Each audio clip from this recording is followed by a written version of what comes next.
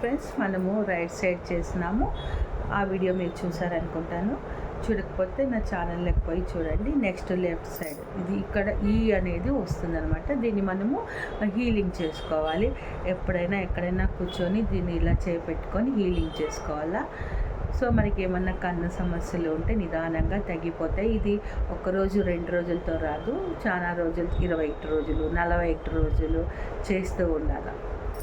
So శ్రీం ఈ శ్రీం, శ్రీం ఈ శ్రీం, శ్రీం ఈ శ్రీం, శ్రీం ఈ శ్రీం, శ్రీం ఈ శ్రీం, శ్రీం ఈ శ్రీం, శ్రీం ఈ శ్రీం, శ్రీం ఈ శ్రీం, శ్రీం ఈ శ్రీం, శ్రీం ఈ శ్రీం, శ్రీం ఈ శ్రీం.